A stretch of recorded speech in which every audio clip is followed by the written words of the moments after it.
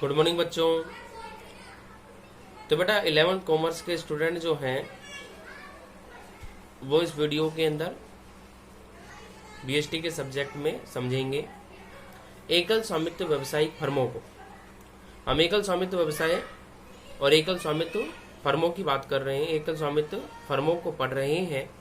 उसमें हमने ये पढ़ लिया कि एकल स्वामित्व फर्म को यदि कोई व्यक्ति अपनाता है, अगर कोई व्यक्ति व्यवसाय प्रारंभ करना चाहता है और वो सोल प्रोप्राइटरशिप फर्म और सोल प्रोप्राइटरशिप बिजनेस को चूज करता है, एकल स्वामित्व व्यवसाय को अगर वो चयनित करता है, तो एकल स्वामित्व व्यवसाय को चयनित करने पर उसे किन किन लाभों की प्राप्ति होगी। एक और लाभ है जो पहले नहीं हुआ है और इन लाभों को एक लास्ट लाभ है, इसको पढ़ने के बाद में हम इसकी हानियों के ऊपर आएंगे। क्या लाभ है? तो अंतिम सबसे अंतिम जो लाभ है, जो लास्ट बिंदु है, वो कहता है सूचना की गोपनीयता। कि एकल स्वामित्व व्यवसाय फर्मों में क्या पाया जाता है? सूचना की गोपनीयता पाई जाती है। सीक्रेसी इन इंफॉर्मेशन, इसमें इंफॉर्मेशन की सीक्रेसी पाई जाती है। इंफॉर्मेशन जो है वो सीक्रेट रहती है। अब आप ये कहेंगे कि इंफॉर्मेशन सीक्रेट कैसी रहती है, इंफॉर्मेशन सीक्रेट कैसे रह पाती है? तो इंफॉर्मेशन की सीक्रेसी या इंफॉर्मेशन के सीक्रेट रहने का कारण यह है कि इसमें एक अकेला व्यक्ति और अकेला स्वामी ही होता है, और वो अकेला जो व्यक्ति है और वो जो अकेला स्वामी है वही व्यवसाय का कर्ता धर्ता या वही व्यवसाय का सब कुछ होता है। तो ऐसी स्थिति में व्यवसाय की जो महत्वपूर्ण गोपनीय सूचनाएं हैं वो बाहर नहीं पहुंच पाती है, क्योंकि कोई दूसरा व्यक्ति तो होता ही नहीं। कोई दूसरा व्यक्ति जो है वो व्यवसाय में नहीं होता, वो अकेला स्वामी होता है, और अकेला व्यक्ति और अकेला स्वामी होने के कारण व्यवसाय की सूचनाएं बाहरी व्यक्तियों तक पहुंच नहीं पाती हैं, और बाहरी व्यक्तियों तक जब सूचनाएं नहीं पहुंच पाती हैं तो ऐसे में बाहरी लोगों को पता नहीं लग पाता है। तो व्यवसाय में सूचना की गोपनीयता, सीक्रेसी ऑफ इंफॉर्मेशन बनी रहती है। एक ही व्यक्ति है, वही स्वामी है, वो स्वयं अपना नुकसान करेगा नहीं, तो दूसरे को सूचना वो तो बताएगा नहीं।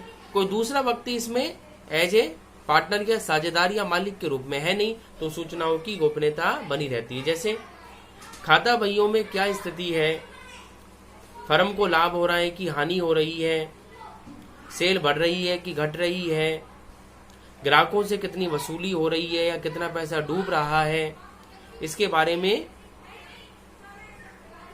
केवल एकल स्वामी को, सोल प्रोप्राइटर को ही पता रहता है। और जो एकल स्वामी है, जो सोल प्रोप्राइटर है, वो अपनी सूचना किसी दूसरे को बताएगा नहीं। कोई अन्य व्यक्ति एज ए पार्टनर या एज ए मेंबर और ओनर के रूप में, साझेदार और सदस्य के रूप में व्यवसाय में होता नहीं है, क्योंकि एकल स्वामित्व व्यवसाय है तो अकेला ही व्यक्ति रहेगा, अकेला ही व्यक्ति होगा, और इसीलिए मालूम इंफॉर्मेशन जो है वो मालूम नहीं लग पाती है। तो एकल स्वामित्व जो व्यवसाय है उसमें सूचना की गोपनीयता का एक महत्वपूर्ण जो लाभ है वो पाया जाता है, जो कि दूसरी फर्मों में, दूसरे प्रकार के व्यवसाय में देखने को नहीं मिलता। ठीक है, तो ये तो हो गए इसके लाभ आपने काफी सारे पढ़े, 4-5 बिंदु इसके लाभों के आपने पढ़े। जैसे सूचना की गोपनीयता होती है, पूरा नियंत्रण होता है, शीघ्र निर्णय लिया जा सकता है, प्रत्यक्ष प्रोत्साहन होता है, उपलब्धि का एहसास होता है, ये समझ इसके लाभ है। ठीक है, अब आप हानियों पे आएंगे कि एकल जो स्वामित्व व्यवसाय है उसकी हानियां कौन कौन सी हैं।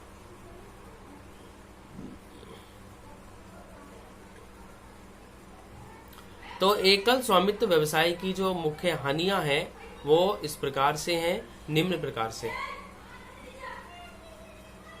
एकल स्वामित्व व्यवसाय की मुख्य हानियां निम्न प्रकार से हैं। पहली हानि क्या है? पहली सबसे मुख्य, सबसे बड़ी हानि जिसकी वजह से एकल स्वामित्व व्यवसाय करने का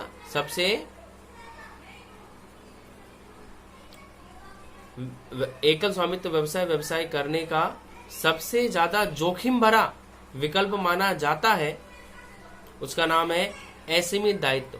कि दायित्व कैसा होता है? दायित्व असीमित होता है। लायबिलिटी कैसी होती है? लायबिलिटी अनलिमिटेड होती है। लायबिलिटी अनलिमिटेड होती है, असीमित दायित्व होता है, और अनलिमिटेड लायबिलिटी होने की वजह से, असीमित दायित्व होने की वजह से जो एकल स्वामी है उसको कभी भी बहुत बड़ी हानि उठानी पड़ सकती है। आप कहेंगे कैसे? एकल स्वामित्व व्यवसाय में एकल स्वामी का दायित्व असीमित प्रकार का होता है, और असीमित दायित्व का तात्पर्य आप समझते हैं कि अगर व्यवसाय की संपत्तियां व्यवसाय के ऋणों को, व्यवसाय के दायित्वों को चुकाने के लिए पर्याप्त नहीं है,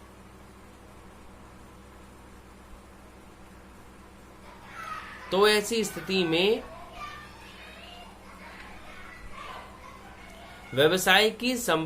व्यवसाय की संपूर्ण संपत्तियों को बेचकर उन दायित्वों का भुगतान कर दिया जाता है, और उसके पश्चात भी दायित्व भी और बच रहा है तो उसको चुकाने का भार ऑटोमेटिक ट्रांसफर हो जाता है किसके ऊपर? एकल स्वामी के ऊपर। और एकल स्वामी को अपनी व्यक्तिगत संपत्तियों से उन दायित्वों का भुगतान करना पड़ता है। इसलिए व्यवसाय में जब कभी हानि की स्थितियां उत्पन्न होती हैं तो एकल स्वामी को बहुत बड़ी हानि उठानी कभी भी पड़ सकती है। तो ये इसका सबसे बड़ा दोष है।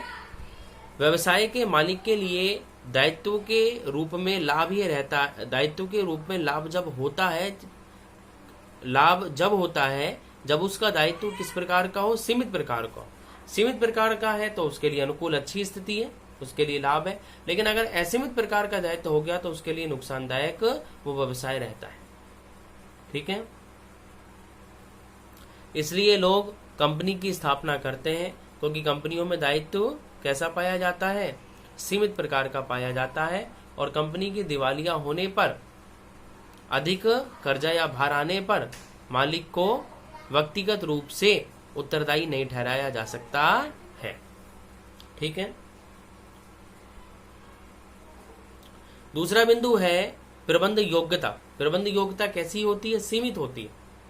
सीमित का मतलब होता है कम योग्यता पाई जाती है। कंपनियों में जिस तरह प्रबंधकों के पास में अच्छी प्रबंध योग्यता होती है, कंपनियों में प्रबंधकों के पास में बहुत अच्छी प्रबंध योग्यता पाई जाती है, वैसी ही प्रबंध योग्यता फर्मों के प्रबंधकों के पास, फर्मों के मालिकों के पास, प्रबंधक तो क्या, मालिक ही प्रबंधक होता है, मालिक ही नौकर होता है, अकेला व्यक्ति वही सब कुछ करता है।